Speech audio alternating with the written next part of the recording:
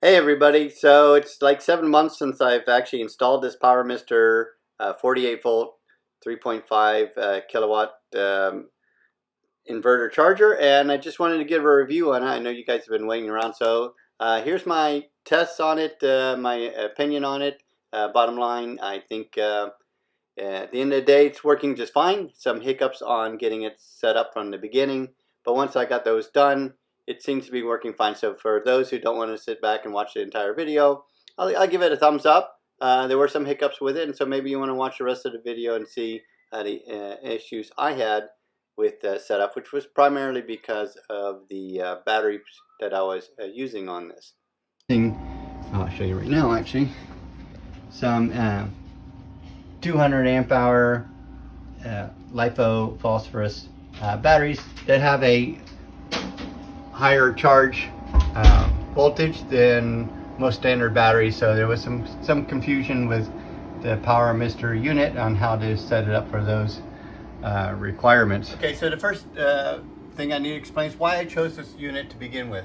So my goal here is to off-grid 3 little freezers I have here in the garage, and to power them with my, at that point 7 months ago, I've got 4 of these lithium ion phosphate batteries by amp hour time, which put together give me plenty of time and plenty of power to power up these freezers. And today, on a nice bright sunny day, I can even power one of my wall unit ACs. So I chose this model, the PowMr, because it was the most affordable, and it would be able to accommodate the special charging requirements that the amp hour time has on their lithium ion batteries, which is some of the units I looked at, you could not go up to high enough rating on your charges and discharges and stuff. Okay, so the initial wiring setting up, it was relatively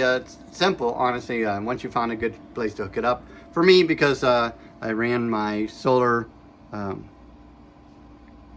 wires in from the window, outside from the roof, it comes in here. So we have our PV in, we have our, this cord here again is the emergency household current. If it needs, it doesn't go out to the household current. It only comes in if the battery and the solar is out.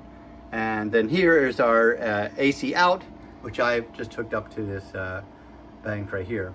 So that's the initial setup, and that was not so difficult. The confusing part was for this model, and because of the batteries, I was choosing the parameters, and I'll explain that now. Okay, for me on the setup, the most difficult, challenging part was getting the parameters, which means how many volts go in, how many it'll hold, what limit it charges to, how far it will discharge before it relieves the batteries and goes to a different source. And all these things are settable, which is the reason why I liked PowMr.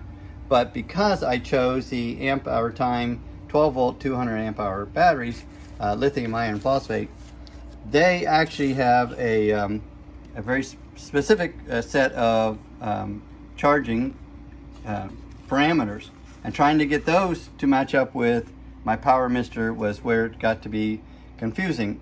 Fortunately, I had to say I bought the PowMr directly from the PowMr website, and I can throw the link down below.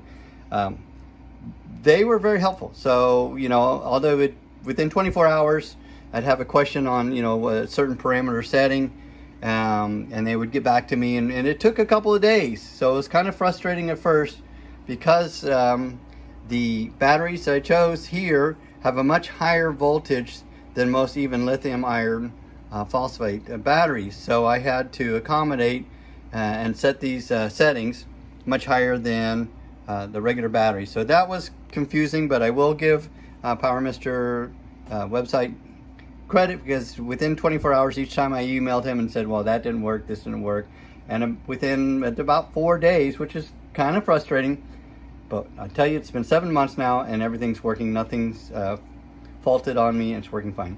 To get through all this, what I ended up doing is I copy this in a bigger format And here you can see what they require in setting up the parameters.